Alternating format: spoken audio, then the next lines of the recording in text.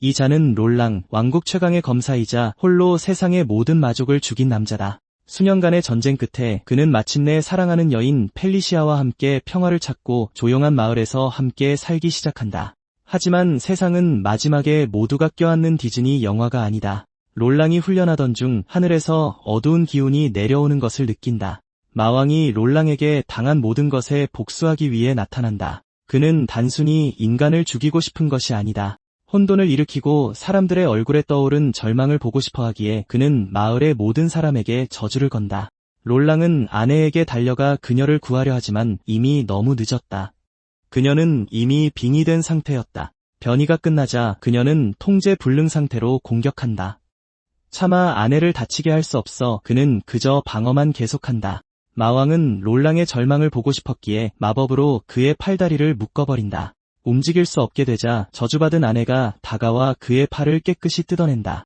죽음을 직감한 순간 살아남아야 한다고 말하던 아내의 기억이 스쳐 지나가고 영웅은 인생에서 가장 힘든 결정을 내린다. 그녀가 그에게 달려들어 배에 발톱을 박자 그는 온 힘을 다해 검 손잡이를 물고 아내를 두 동강낸다. 마왕은 마침내 복수를 하고 영웅의 삶을 파괴했다는 사실에 웃음을 터뜨린다. 롤랑은 상처를 이기지 못하고 죽었다. 물론 다른 모든 이야기처럼 영웅은 돌아와서 엄청나게 강해진 후 마왕에게 복수할 것이다. 타노스조차 이 플롯을 이길 수 없다. 그는 1400만 번 전쟁에서 이겼지만 딱 한 번 졌을 때 그들은 그것을 영화로 만들었다. 다시 롤랑 이야기로 돌아와 그는 온통 하얀 텅 빈 공간에서 깨어난다. 미오노티스라는 여신이 그의 이야기는 아직 끝나지 않았다며 마왕에게 복수할 수 있도록 그를 되살려주겠다고 말한다. 유일한 문제는 검을 쥐던 팔이 파괴되어 다시는 검사가 될 수 없다는 것이다. 그래서 그녀는 그에게 대체 팔을 준다. 롤랑은 하늘에서 떨어져 땅에서 깨어난다. 그때 그는 자신이 아내의 팔을 가졌다는 것을 알게 되는데 변이된 버전이다. 그는 펠리시아에 남은 것을 묻고 자신의 성검을 잡으려 하지만 새로운 팔이 그것을 거부한다. 괴물이 나타나 공격한다. 롤랑이 변이된 팔을 휘둘러 주먹을 날리자 그 위력에 괴물이 산산조각난다. 이 새로운 팔은 단순히 저주가 아니다. 그것은 현실의 법칙을 깨뜨릴 정도의 엄청난 힘을 가지고 있다. 그는 복수에 필요한 것을 가졌지만 그 대가는 혹독하다. 사람들이 그의 변한 모습을 보면 더 이상 영웅으로 보지 않기 때문이다. 그들은 괴물을 본다. 소문은 불길처럼 번져나간다. 마을의 절반은 변이되었고 나머지 절반은 죽었다. 그래서 롤랑이 파괴된 땅을 떠나려던 순간 난데없이 뒤통수에 날아차기를 맞는다. 그녀는 솔라나 펠리시아의 여동생이자 그의 처제다. 그녀는 엄청난 실력의 싸움꾼으로 그의 말을 듣지 않고 바로 덤벼든다. 롤랑은 그녀가 아내 쪽에 남은 유일한 가족이기 때문에 방어만 한다. 싸움 도중 거대한 괴물이 솔라나를 기습하여 그녀에게 거대한 바위를 던진다. 괴물이 그녀를 덮치기 직전 롤랑은 괴물의 머리 위로 뛰어올라 목을 잡고 새로운 팔로 두개골을 으스러뜨린다. 그때 그는 새로운 팔이 자신이 죽인 자의 힘을 흡수한다는 것을 깨닫는다. 그날 밤늦게 솔라나는 진정했고 롤랑은 마침내 그녀에게 펠리시아에게 일어났던 잔혹한 진실을 말해줄 수 있게 된다. 그를 탓하는 대신 그녀는 그의 변이된 손을 잡고 복수 임무에 동참하겠다고 요구한다. 그들은 함께 여행하며 마왕을 찾는 가장 빠른 방법이 그의 최고 간부들을 소탕하여 그를 유인하는 것이라는 걸 알아낸다. 그들은 곧장 메리도고의 성으로 향하지만 문을 부수고 들어갔을 때 마왕은 어디에도 보이지 않는다. 갑자기 낯선 목소리가 그 간부는 여기 없다고 말한다. 화자가 가까이 다가와 자신을 크론즈라고 소개한다. 그는 상관이 부재 중일 때 이곳을 지키는 책임자라고 말한다. 가까이서 보니 아이는 롤랑을 알아보고 어떻게 살아있는지 묻는다. 소문에는 마왕이 그를 죽였다고 했다. 순식간에 롤랑이 달려들지만 크론은 빠져나가며 그게 얼마나 위험했는지 경고하고 중요한 대화 중이라며 웃는다. 크론즈는 이번엔 솔라나의 기습을 피하며 다시 한번 공격을 피하고 아이를 공격할 만큼 잔인하다며 그들을 조롱한다.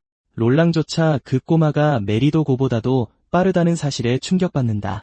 반면에 크론즈는 전사의 팔을 보고 기뻐한다. 누가 봐도 괴물로 변한 여자의 팔이었기 때문이다. 그 광경에 그는 웃음을 터뜨린다. 그가 발견한 것을 마왕에게 빨리 말하고 싶어 못 견디겠다. 주인공은 그가 누구이며 메리도고가 어디로 갔는지 묻는다. 아이는 대답할 생각이 없다. 하지만 그는 친절하기 때문에 크론즈는 그들에게 한 가지를 던져준다. 메리도고는 생존자들이 재건 중인 오쿠나 마을로 향했다. 롤랑은 그들이 자신의 고향을 다시 파괴하려 한다는 것을 믿을 수 없다. 그들의 충격은 크론즈를 더 크게 웃게 만들 뿐이다. 만약 그를 막고 싶다면 서서 이야기할 시간이 없다. 어느 쪽이든 그는 그들이 가는 것을 막을 계획이 없다. 주인공은 크론즈를 남겨두면 나중에 화를 입을 수 있다는 것을 알지만 싸움과 왕복 여정을 감당할 여유가 없다. 솔라나는 오쿠나로 달려가 궁전에서 뛰쳐나왔다고 말한다. 롤랑은 무고한 사람들이 죽도록 내버려 두지 않겠다며 뒤따른다. 그래도 그는 아이에게 기다리라고 말한다. 나중에 돌아와서 죽여주겠다고. 그 말은 크론즈를 즐겁게 할 뿐이다. 눈앞에 기회가 생기자 그는 자신이 본 모든 것을 보고하기로 결심한다. 그렇게 하면 일이 훨씬 더 재미있어질 것이다. 한편 메리도고는 마을 사람들을 공격하며 롤랑의 시체가 어디 있는지 한 명씩 신문한다. 그는 마족이 주군으로부터 영지를 하사받는 것은 큰 영광이라고 말한다. 그럼에도 불구하고 첫날에 일개 인간에게 패배한 것은 결코 잊을 수 없는 굴욕이다.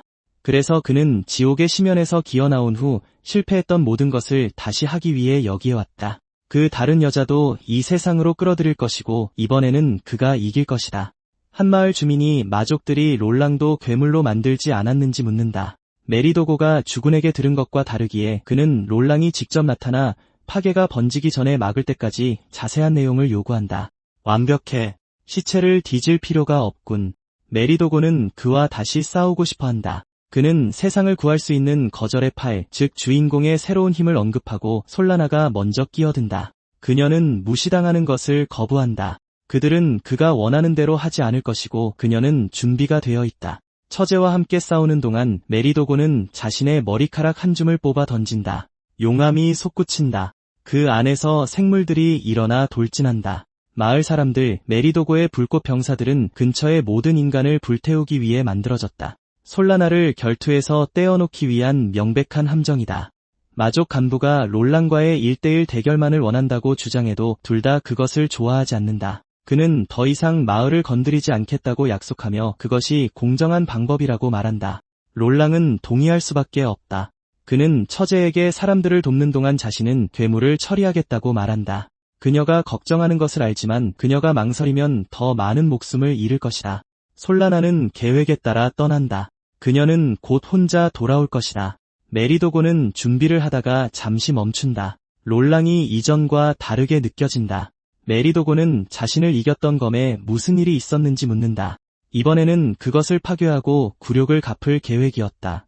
롤랑은 대답하지 않는다. 그는 그저 시작하라고 말한다. 약간 지루해진 메리도고가 먼저 돌진한다. 롤랑은 한 번 이겼다고 해서 이길 것이라고 주장하는 것은 거짓말이라는 것을 안다.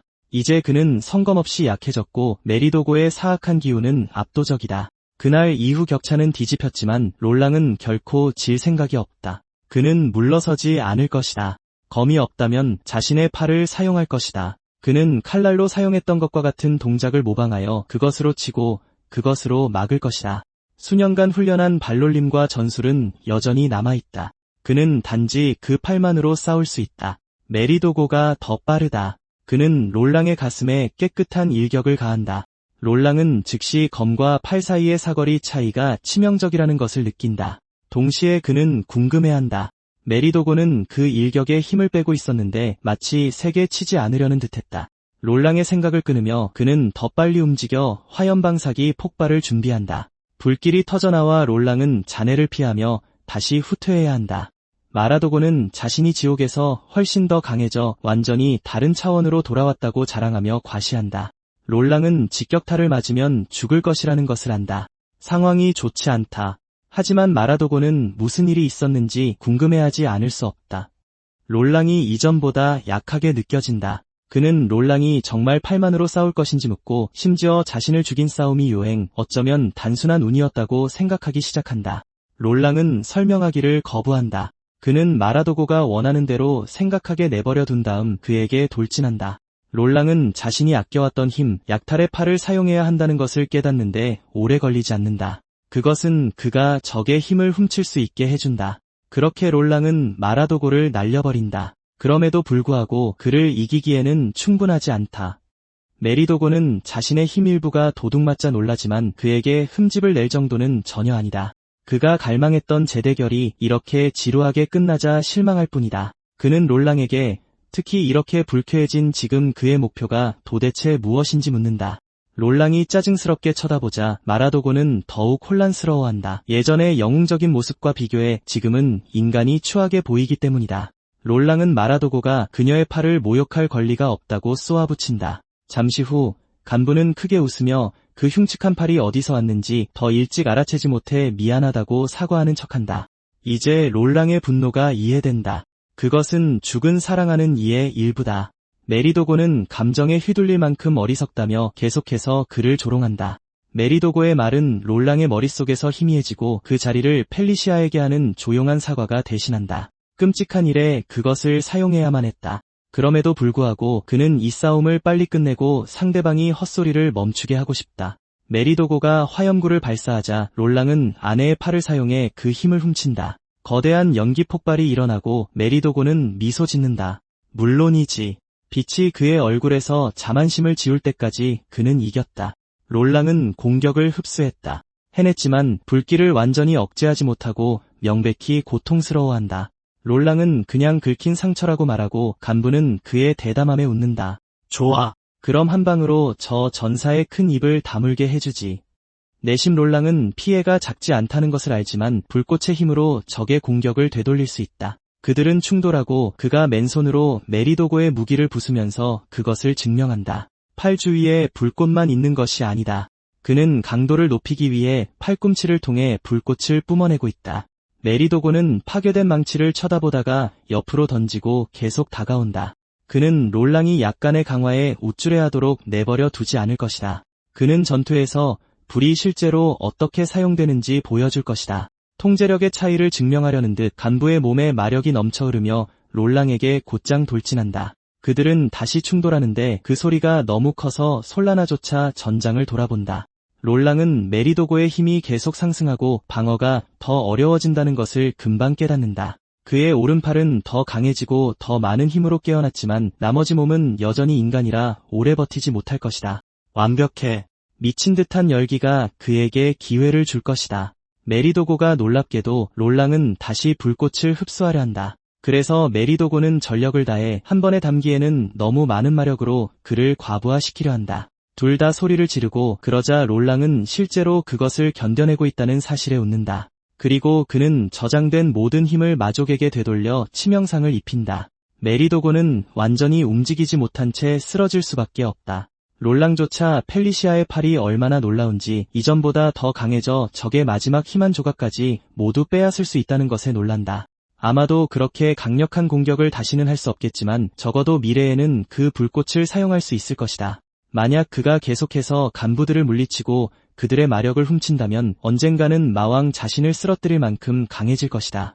마음속으로 그는 펠리시아에게 앞으로 그녀의 힘을 더 빌려달라고 부탁했다. 갑자기 솔라나가 나타나 그의 이름을 불렀다.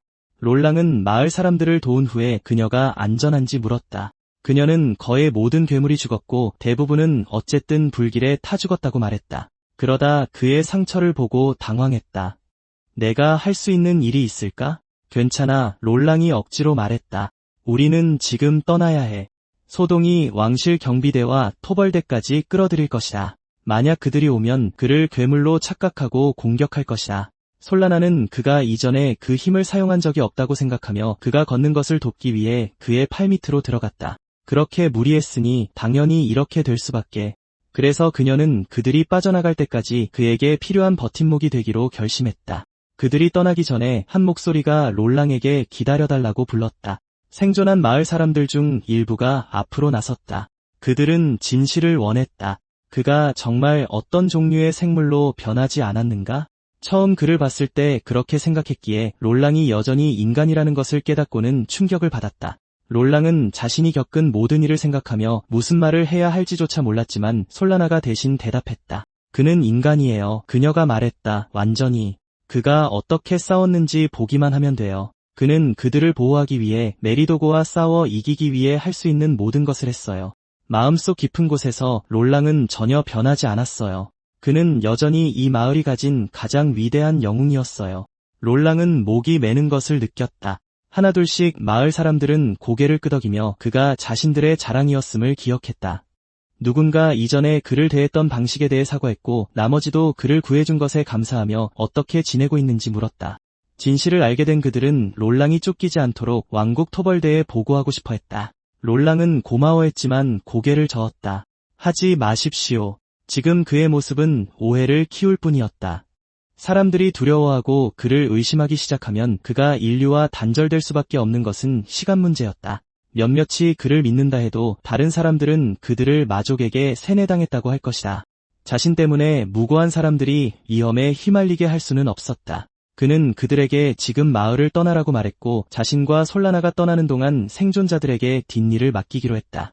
그럼에도 몇몇 마을 사람들은 돕겠다고 나섰다. 그들은 붕대와 찾을 수 있는 약이란 약은 모두 가지러 달려갔다. 솔라나는 그에게 조용히 약속했다. 언젠가 펠리시아와 함께 집으로 돌아와 마침내 진짜로 행복하게 살 거라고. 그때 다른 목소리가 끼어들었다. 보라색 실루엣이 공중에 나타나 연결에 성공했다. 롤랑과 솔라나는 깜짝 놀라 돌아섰고 크로네스가 나타날 때까지 싸울 준비를 했다. 소녀는 웃었다. 진정해. 지금 내 상태로는 너희와 대화만 할 수 있어. 내 본체는 다른 곳에 있거든. 그는 목소리는 들리지만 찾고 있던 존재감은 느껴지지 않는다고 말했다. 그래도 마라도고가 또다시 패배했다니 인상적이군. 그리고 이 상황에서 강령술은 한 번만 통한다. 어차피 그를 다시 데려올 수도 없었고. 롤랑은 그가 누구인지 다그쳐 물었다. 그는 크로네스가 메리도고의 부하가 아니라는 것을 알 수 있었다. 크로네스가 고개를 끄덕였다. 맞아. 그래서 인사하러 온 거야. 이번에 그는 제대로 자신을 소개했다. 죽은 간부를 대신해 공석을 채우고 빈 땅을 차지하라는 마왕의 명을 받은 새로운 간부라고. 그는 심지어 아까 그냥 마족 아이라고 거짓말한 것에 대해 사과하기까지 했다. 사실 나는 메리도고의 후임이다. 그는 롤랑이 마왕에게 복수하고 싶어하는 걸 알지만 그 마족을 이겨도 아무것도 바뀌지 않을 거라고 말했다. 그의 보스는 오랫동안 롤랑에게 관심이 없었다. 그래도 롤랑이 이겼으니 크로네스는 보상 없이 떠나는 것은 잔인하다고 생각했다. 그들의 종족은 인간의 절망을 사랑했다. 애초에 그것이 항상 인간을 공격하는 목적이었다. 롤랑 같은 자는 엄청난 식사가 될 것이고 바로 죽이는 것은 낭비일 것이다. 솔라나 역시 방금 언니를 잃었다. 이 모든 것이 그들을 어디로 데려갈지 흥미로울 것이다. 소녀는 자신도 싸울 수 있다며 자신을 증명하기 위해 무엇이든 하겠다고 더듬거렸다. 새로운 간부는 그저 웃으며 계속 노력하라고 말했다. 희망이 먼저 오지 않으면 절망은 결코 깨어나지 않으니까. 그 두 영웅이 계속 나아가야 하지만 그를 물리치기 위해서가 아니라 제노와 맞서기 위해서 필요하다고 했다. 그 말을 끝으로 소녀는 작별 인사를 하고 사라졌다. 롤랑은 솔라나에게 근처를 수색하는 것은 소용없다고 말했다. 속으로 그는 메리도고가 정말 그 꼬맹이에 의해 부활했다는 생각을 멈출 수 없었고 새로운 간부가 그렇게 빨리 나타났다는 사실이 그것을 증명했다. 아무리 여러 번 죽여도 그들을 대신할 다른 놈이 항상 나타날 것이다. 그럼에도 불구하고 롤랑은 마주치는 모든 마족을 쓰러뜨려야 한다는 것을 알고 있었다. 그 모든 것을 놓친 솔라나는 활짝 웃었다. 죽은 자를 되살리는 마법이 이 세상에 정말로 존재했으니 펠리시아를 다시 데려올 방법이 분명 있을 것이다. 롤랑은 솔직히 그녀가 지금 생각할 수 있는 것이 그것뿐이라는 사실에 충격받았다. 그녀는 자신이 이상하게 들릴까 봐 주저했지만 롤랑은 그것을 좋은 일로 보았다. 어쨌든 그들은 다시 설 자리를 찾았다. 이제부터 남은 것은 계속 나아가는 것뿐이었다. 솔라나는 형부의 상처를 치료해야 하며 그의 훈련은 자신이 맡겠다고 말했다. 롤랑은 무술에 대해 아무것도 몰랐지만 그녀는 알고 있었다. 나중에 롤랑은 다시 그 똑같은 꿈속으로 빠져들어 하얀 공간으로 이끌렸고 그곳에 그녀가 있었다. 펠리시아가 돌아왔다. 그들은 여전히 말하거나 만질 수 없었다. 그녀는 그저 그의 마음이 만들어낸 존재였지만 그의 마음 한편에서는 이 모든 고통에서 벗어날 수 있기를 바랐다. 아무것도 할 일 없이 텅 빈 곳에서 사는 것은 고통스러울 정도로 지루할 것이다. 펠리시아가 갑자기 옆을 쳐다보았고 롤랑도 그것을 느꼈다. 메리도고의 불꽃이 근처에 있었다. 그 힘은 여전히 그의 안에 자리 잡고 있었다. 그는 그 불꽃이 죽은 아내가 마침내 평안히 쉬는 것을 막고 있는 것이 아닌지 물었다. 펠리시아는 조용히 따뜻하다고 말했다. 롤랑이 깨어났을 때 솔라나가 밝고 큰 소리로 그를 맞으며 아침 식사로 수프를 데워놨다고 말했다. 식사를 마친 후 훈련을 시작할 수 있었다. 그때조차 롤랑은 자신이 이 길을 계속가는 것이 정말 펠리시아에게 괜찮은 일인지 궁금해하는 것을 멈출 수 없었다. 그들은 한동안 전투 기술을 연마해왔고 그는 검 없이 싸우는 것에 익숙해질 시간이 필요했다. 솔라나는 맨손 격투에서 가장 중요한 것은 발놀림이라고 말했다. 롤랑은 동의했다. 거리 조절과 체중 이동이 중요했다. 그는 메리도고를 상대로 여러 중거리 기회를 놓쳤기 때문에 그것을 알고 있었고 세팔에 불필요한 힘이 강해지는 비결은 아니었다. 그래서 솔라나는 그의 현재 수준을 확인하기로 했다. 그들은 지난 며칠 동안 했던 것과 같은 방식으로 대련할 것이다. 롤랑은 고개를 끄덕이고 준비한 뒤 허공에 주먹을 날렸다. 거센 돌풍이 일었다. 솔라나는 깜짝 놀라 뛰어올랐다. 그의 힘은 어제보다 훨씬 강했다. 그녀는 얼굴이 환해졌다. 형부가 검술이든 무술이든 일종의 전투 천재일지도 모른다고 확신했다. 롤랑은 그녀가 얼마나 신나 있는지 보고 웃었다. 그런 거 아니야. 어젯밤에 혼자 훈련했을 뿐이야. 그가 숲의 한 짓을 보고 솔라나는 그가 몇 시간이나 쉬지 않고 계속했는지 궁금해졌다. 마음속 깊은 곳에서 그녀는 세계 최고의 검사가 꽤 제정신이 아닌 방식으로 일을 한다는 것을 항상 알고 있었기에 정반대의 접근법을 제안했다. 거리를 벌리고 물러서는 것. 무술가들은 무거운 갑옷을 입을 수 없으므로 피하는 것이 중요했다. 특히 지금 그녀의 형부는 전혀 자신의 목숨을 지키지 않고 있었다. 그는 계속해서 위험 속으로 몸을 던졌다. 그는 최소한 조금이라도 더 안전하게 지내려고 노력하기 위해 그 기술들이 필요했다. 솔라나는 여러 상대를 쉽게 쓰러뜨릴 수 있도록 히트앤런이라는 기술로 공간을 제어해야 한다고 설명했다. 롤랑은 거절했다. 따라 하려고 해도 결코 그녀의 속도를 따라잡을 수 없을 것이다. 그녀가 그렇게 움직일 수 있는 것은 최상급이기 때문이었다. 그 말에 그녀는 칭찬에 얼굴을 붉혔지만 롤랑은 이미 여러 적을 한 번에 상대할 아이디어가 있었다. 숲 근처에는 피냄새를 맡고 사냥하는 몬스터, 헤라운드들이 우글거리는 지역이 있다. 그가 처음 마라도고를 이겼을 때 그놈들이 근처에 있어서 토벌 의뢰가 복잡해졌다. 롤랑이 땅에서 피 묻은 돌을 집어들자 솔라나가 쳐다봤다. 혼란스러워하는 그녀를 진정시키고 지켜보라고 말했다. 그가 그녀를 안전하게 지켜줄 것이다. 그러고 나서 그는 숲속으로 돌을 던졌다. 무시무시한 존재가 응답했다. 여러 개의 붉은 눈이 동시에 번쩍 뜨였다. 솔라나는 즉시 그가 무엇을 하는지 알아차렸다. 싸움에서 핵심은 올바른 전술을 선택하는 것이고 그것은 헤라운드를 상대로 할 때도 마찬가지다. 지금 그들과 싸우면 동시에 여러 상대를 위한 훈련을 할 수 있다. 한편 크로네스는 겁에 질린 어린 소녀와 함께 숲속을 걷고 있었다. 그녀는 너무 위험하다는 것을 알지만 소녀는 모든 것이 괜찮을 것이라고 약속하며 계속 그녀를 재촉했다. 롤랑에게 돌아와 무리가 포위해왔다. 헤라운드는 단일 지도자 아래 별도의 분대로 그룹을 지어 움직이며 공격을 조율한다. 만약 그들을 이길 수 없다면 마왕과 맞서는 것은 먼 꿈으로 남을 것이다. 그래서 롤랑은 두려움의 기색 없이 싸움을 걸었다. 솔라나는 여러 마리가 뒤에서도 접근하고 있다고 경고했다. 롤랑은 이미 그 패턴을 알고 있었다. 한 부대가 그의 주의를 끄는 동안 다른 부대가 그의 사각지대를 노린다. 그들은 똑똑하다. 최고의 대응책은 치고 빠지기, 즉 끊임없이 위치를 바꾸는 것이지만 그는 그렇게 빠르지 않다. 그래서 그는 정반대의 방법을 택했다. 전력을 다해 정면으로 그들을 부수는 것이다. 그리고 한 마리가 쓰러질 때마다 그는 그 에너지를 빼앗아 다음에 올 것을 대비하며 죽일 때마다 더 강해졌다. 목숨을 잃더라도 복수를 할 때까지는 물러설 여유가 없었다. 지켜보던 솔라나는 감탄하지 않을 수 없었다. 그녀의 형부는 이미 이렇게 싸울 수 있었다.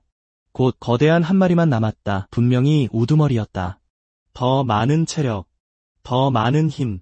진정한 전투는 지금부터 시작이다. 롤랑은 오른팔의 힘이 정점에 달했음을 느끼고 그것을 쓰러뜨릴 수 있음을 알았다. 솔라나도 뛰어들어 접근하려는 근처의 헤라운드 몇 마리를 쓰러뜨렸다. 롤랑은 이미 20마리 정도를 쓰러뜨렸지만 우두머리는 숲에서 쏟아져 나오는 새로운 무리들 뒤로 계속 숨었다. 그런 식으로 나온다면 그는 그들을 모두 쓸어버려야 할 것이다.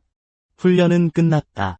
롤랑은 다음 일격으로 이 싸움을 한 번에 끝낼 수 있다고 확신했다. 그때 그는 우두머리가 부하들을 방패 삼아 도망치려 한다는 것을 깨달았다. 어림없지.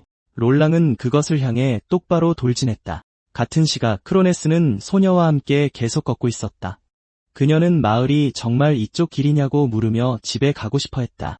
그녀는 심지어 소년도 길을 잃었을 거라고 생각했다. 그가 정말 누구인지 전혀 몰랐다. 그들이 충분히 멀어지자 크로네스는 웃었다. 그는 내내 거짓말을 해왔다고 인정했다. 헤라운드는 누군가에 의해 소환되었고 그녀는 곧 공격받아 죽을 것이다. 누군가를 미워하고 싶다면 소환사를 미워해야 한다. 그는 충격에 얼어붙은 그녀를 남겨두고 손을 흔들며 사라졌다. 혼자 남은 소녀는 어디로 가야 할지 몰라 공황에 빠졌다. 곧 그녀는 숲속에서 무언가 소리를 들었다.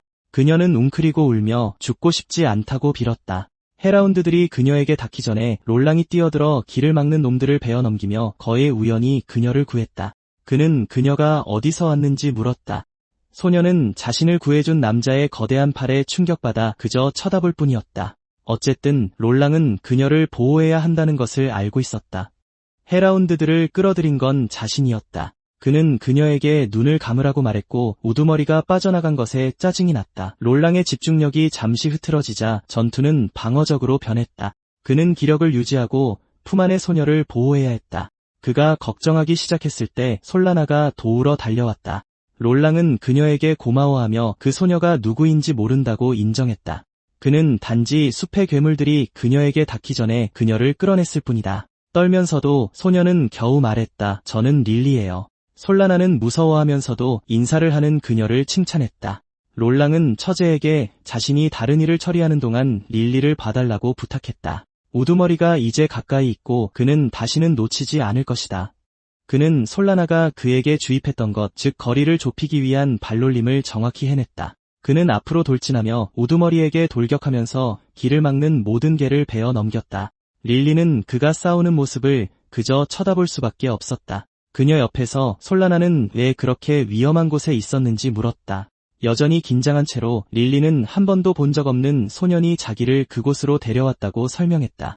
그는 집에 가는 것을 도와달라고 부탁했고 그녀가 그렇게 하자 그는 그녀를 숲 한가운데에 버리고는 바로 눈앞에서 사라졌다. 롤랑은 그녀가 마족에게 속았고 아마 여전히 지켜보고 있을 것이라고 생각했다. 솔라나는 어느 쪽에서 왔는지 물었고 릴리는 손가락으로 가리키며 코레키 마을에서 왔다고 덧붙였다. 솔라나는 코레키가 대도시에서 멀리 떨어져 있어서 그곳에 아무도 롤랑을 알아보지 못할 가능성이 높다는 것을 알고 있었다. 그래도 그녀를 혼자 집으로 보낼 수는 없었다. 롤랑은 릴리에게 그녀가 본 팔을 비밀로 해달라고 말했다. 릴리는 눈을 깜빡였다. 혼란스러워하며 그녀는 그것이 꽤 멋지다고 생각했다. 그녀에게 그 전사는 자신을 그렇게 구해준 것이 놀라웠다. 롤랑은 한숨을 쉬었다.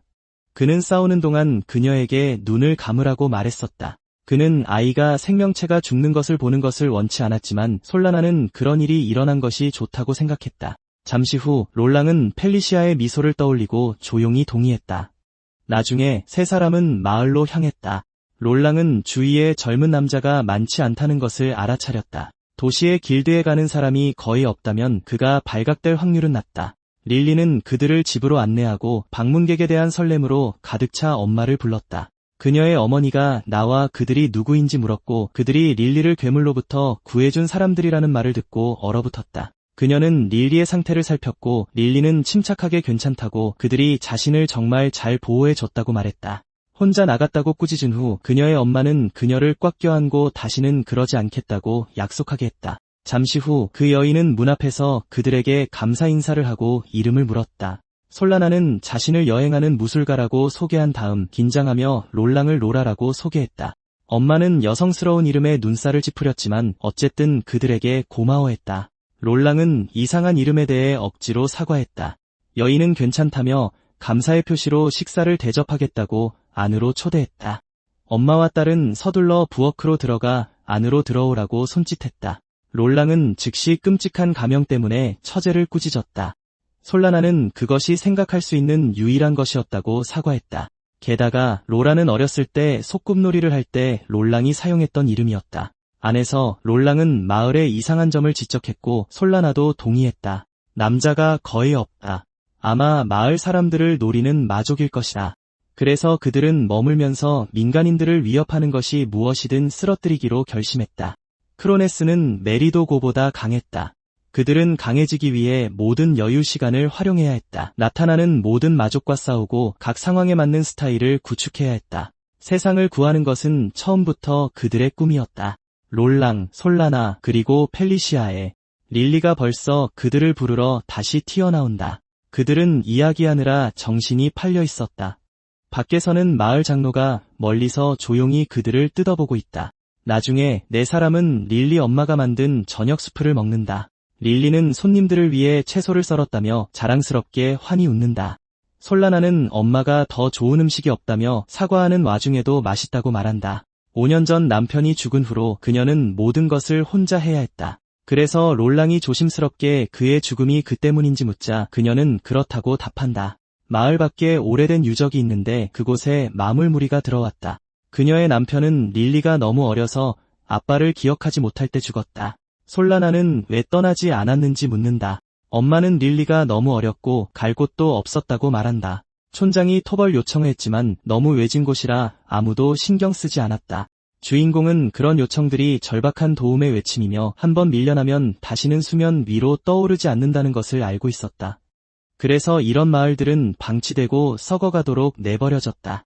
여자는 이제 그것에 대해 불평하고 싶어 하지도 않는다. 롤랑이 반박한다. 그렇게 생각할 필요 없어요.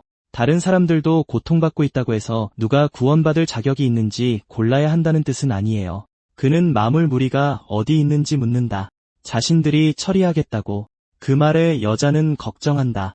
둘 다 충분히 무거운 무기를 들고 있는 것 같지는. 릴리는 그 마물들을 물리치는 것에 신이 나서 엄마 말에 동의하고 심지어 어떤 사람에 대해 이야기하기 시작한다. 그러다 그녀는 망설이며 조용해진다.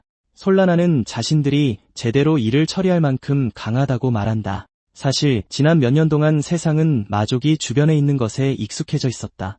사람들은 분노하지만 그것을 평범한 일로 받아들이는 것 외에는 선택지가 없다고 스스로에게 말한다. 그래서 두 사람은 마물들을 처리하기 위해 유적으로 향한다. 하지만 내부 구조를 모르고 침입자를 막기 위한 함정으로 가득할 수도 있다.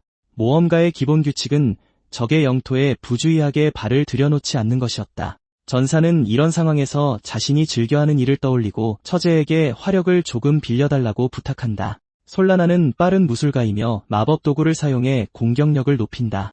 그녀의 장갑에는 폭발을 일으킬 수 있는 마법 화약이 장전되어 있다. 그것에 메리도고의 불꽃을 흡수한 팔까지 더해지니 롤랑은 파괴형 철구처럼 공격할 수 있다. 그래서 그는 그 콤보를 이용해 유적의 입구를 날려버리고 안에서 기다리는 모든 위협을 쓸어버린다. 이런 일에는 둥지를 완전히 파괴하는 것이 최선이라고 그는 생각한다. 솔라나는 유적이 중요한 역사적 가치를 지닐 수 있고 파괴하면 문제가 될 수 있다고 걱정한다. 롤랑은 낡은 유적지보다 마을 사람들의 목숨이 더 중요하다고 말한다. 게다가 진짜 싸움은 이제 막 시작되었다. 잔해 속에서 거대한 무언가가 나오고 있다. 거대한 돌 골렘이 나타나고 그 꼭대기에는 유적이 공격받았다는 것을 즉시 알아차린 누군가가 있다. 분명 인간 2명이서 그 정도의 피해를 입힌 것에 격분한 마물이다. 그는 근처 마을에 맞서 싸울 만큼 강한 사람이 아무도 없다고 생각했고 강한 남자들을 모두 제거하기 위해 할 수 있는 모든 것을 했다. 롤랑은 이놈이 아마도 릴리 아버지의 죽음에 책임이 있을 거라고 생각하지만 까다로운 상대다. 마족은 마왕이 이끄는 사람들을 절망으로 몰아넣는 계략의 배후에 있었다. 몬스터는 이미 한 번 일어난 파괴를 반복하는 생물이었다. 하지만 골렘은 마법으로 움직이는 돌과 흙일 뿐이었다. 즉, 롤랑은 그 상대에게서 에너지를 흡수할 수 없는 예상치 못한 종류의 적이다. 마물은 누군가 골렘의 공격을 견딜 수 있다는 것을 깨닫고 짜증을 낸다. 그는 반격하지 못하는 인간들을 괴롭히는 것을 좋아하지만 이 두 사람은 무술가다. 솔라나가 그에게 달려들지만 그는 쉽게 막아낸다. 그는 둘을 한 번에 끝내려 하고 골렘을 이용해 그들을 뒤로 밀어낸다. 롤랑은 이 마물이 고위 간부급은 아니지만 여전히 실력자라는 것을 깨닫는다. 그러자 마물은 시간을 벌기 위해 마법으로 더 작은 돌 골렘들을 만들어낸다. 주인공은 솔라나에게 작은 놈들을 처리하라고 말하고 이는 메리도고를 상대할 때와 같은 전략이라 그녀를 짜증나게 한다. 문제는 전사 역시 그렇게 큰 골렘과 싸워본 적이 없으며 처제가 혼자 상대하기에는 너무 위험하다는 것이다. 그리고 마물은 그들을 빨리 짓밟고 싶어 안달이다. 다음 공격에 롤랑은 막기 위해 오른팔을 들어 올리지만 쉽지 않다. 작은 마물들이 그에게 달려들려 하지만 솔라나가 재빨리 파괴한다. 돌은 무겁고 주인공은 부술 수 없을 거라는 걸 안다. 그가 고전하는 것을 보고 솔라나는 훈련 때처럼 허리를 사용하라고 말한다. 롤랑은 발을 굳게 딛고 그 힘을 끌어모은다. 힘겹게 그는 골렘의 돌들을 부순다. 그의 팔의 능력만으로는 충분하지 않다. 그는 몬스터가 가하는 어떤 공격이든 견뎌내기 위해 그들의 기술로 능력을 강화해야 한다. 그때 솔라나가 경악하는 사이 그녀의 형부는 돌손 사이에 갇힌다. 롤랑이 방금 파괴한 것이 눈 깜짝할 사이에 재구축된다. 마물은 웃는다.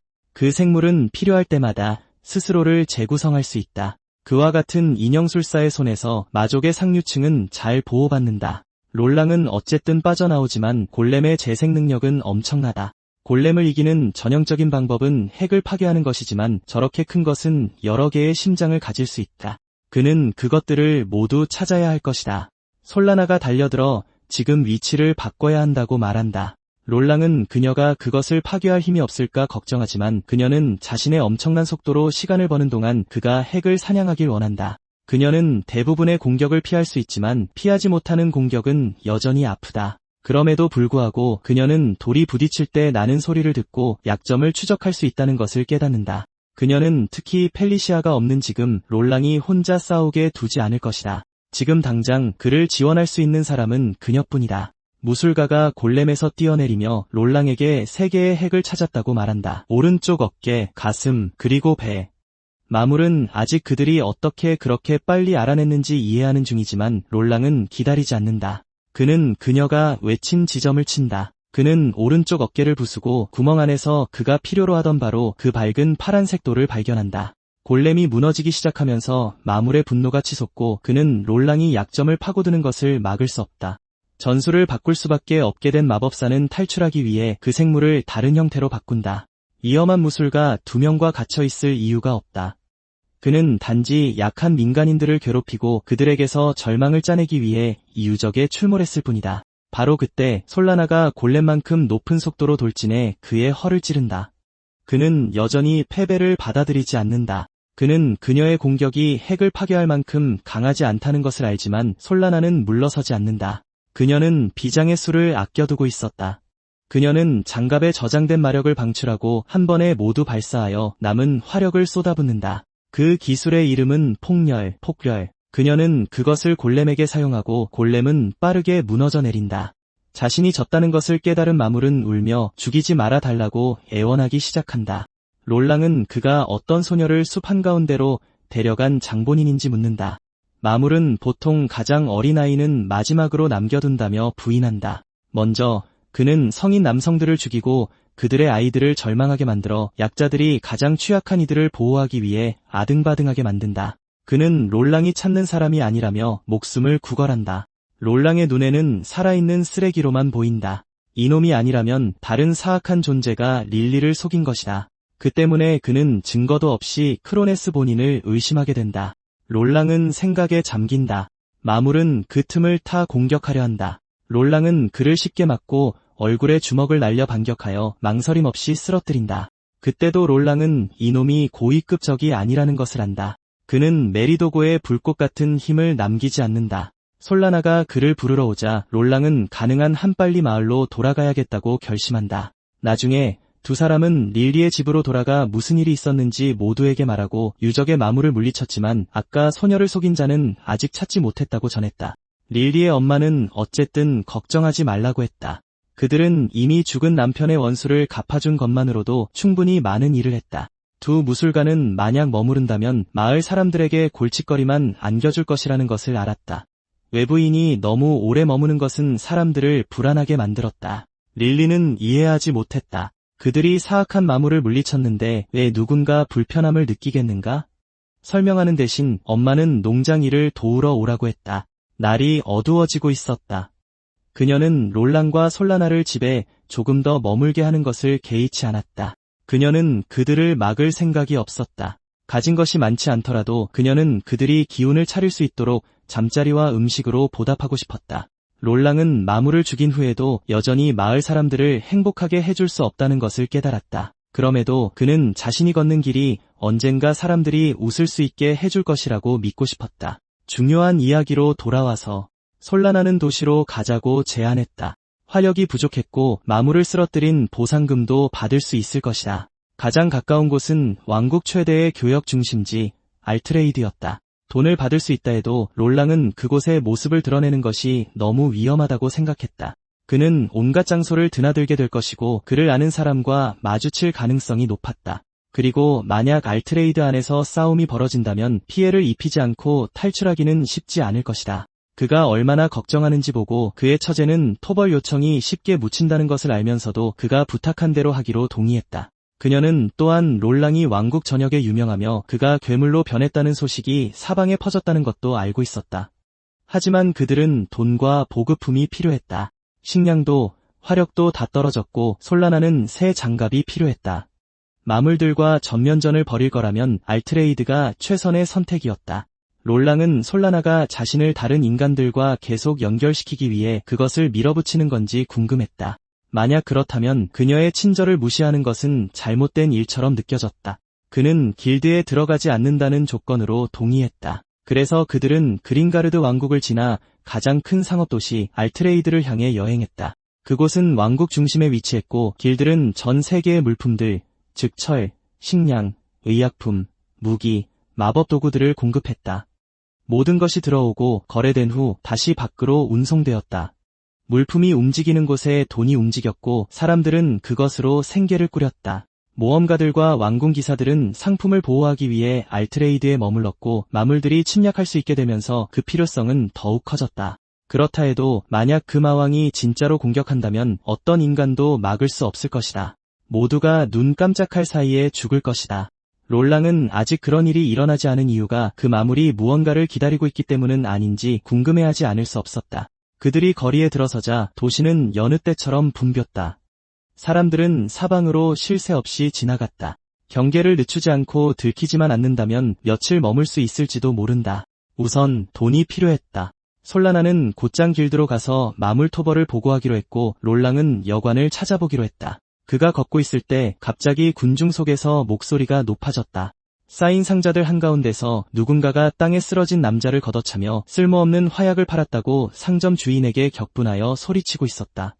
상점 주인은 당황하며 그와 거래한 기억이 없다고 말하고는 사람을 잘못 찾은 것 같다고 했다. 그들은 계속 언쟁을 벌였고 마침내 판매자는 만약 정말 자기 제품이라면 그 남자가 화약의 표식을 보여줘야 한다고 쏘아붙였다. 롤랑은 이 도시가 정말 활기차긴 한데 온통 잘못된 이유 때문이라고 생각했다. 알트레이드는 위험한 사람들, 심지어 그림자 속에 숨어있는 악당들로 가득했다. 아무도 다른 사람을 도울 필요성을 느끼지 못했다. 모두가 자신을 위해 살았고 자신의 문제는 스스로 처리했다. 도시가 번성함에도 불구하고 마물의 위협은 여전히 모든 사람의 마음 한구석에 자리 잡고 있었다. 그럼에도 나선 사람은 롤랑뿐이었다. 롤랑은 소란 속으로 들어가 손님에게 진정하라고 말한다. 남자가 계속 상황을 악화시키자 롤랑은 그가 산 화약이 이 가게에서 나왔다는 것을 증명할 수 없다고 지적한다. 손님은 그를 밀치고 지나가려 하지만 롤랑의 악력이 너무 강해 움직일 수도 숨을 쉬기도 힘들다. 마침내 그 남자는 포기하고 상점 주인을 땅으로 밀치고는 다음번엔 더 조심하는 게 좋을 거라고 쏘아붙이며 자리를 뜬다. 그가 가는 것을 보며 롤랑은 그 경고가 자신에게도 해당되는 것은 아닌지 궁금해하지 않을 수 없었다. 상점 주인은 서둘러 롤랑에게 다가와 감사 인사를 전하며 도저히 보답할 길이 없다며 화약을 공짜로 주겠다고 제안한다. 롤랑은 거절한다. 대신 그는 여성 무술가가 오면 필요한 것은 무엇이든 공짜로 가져가게 해달라고 말한다. 롤랑은 처제가 어떤 재료나 브랜드를 사용하는지 모르고 잘못 추측하고 싶지 않았다. 여전히 혼란스러워하면서도 상점 주인은 동의한다. 롤랑은 밖으로 나와 하룻밤 묵을 여관을 찾기로 결심한다. 잠시 후 그는 한숨을 쉬며 멈춰선다. 누군가 그를 지켜보고 있다. 그는 곁눈질로 그 멀리서 오는 시선을 알아챈다. 찰스였다. 롤랑이 마왕과의 전투에서 팔을 잃기 전 그는 메리도고를 물리치기 위해 더 강해지려 마물을 사냥하며 나날을 보냈다. 어느 날 해골 무리와 싸우던 중 우두머리로 보이는 놈이 그에게 달려들었고 롤랑이 공격하려는 순간 누군가 뒤에서 놈을 쳐서 완전히 얼려버렸다. 해골은 산산조각 났고 롤랑은 그곳에 서 있는 남자 찰스 글라스, 자신을 진심으로 아껴주던 오랜 지인을 보았다. 롤랑은 깜짝 놀랐다. 단 한 방에 그렇게 빨리. 찰스는 그저 걱정돼서 확인하러 왔다고 말했다. 찰스는 얼음 마법으로 유명한 명문 글라스 가문의 장남이었다. 귀족임에도 불구하고 그는 여전히 전장에 나가 스스로를 위험에 빠뜨렸다. 그것은 단지 실력 때문만은 아니었다. 그는 친절했고 신분에 상관없이 동료들을 돌봤으며 민간인들도 그를 신뢰했다. 롤랑이 아직 검사였을 때 찰스는 전장 안팎에서 그가 가장 많은 시간을 함께 보낸 사람이었다. 그날 롤랑은 자신의 마을이 근처에 있다고 말하며 들르라고 초대했다. 찰스는 분명히 기뻐하며 정말 괜찮냐고 물었고 그래서 그들은 펠리시아의 집으로 갔다.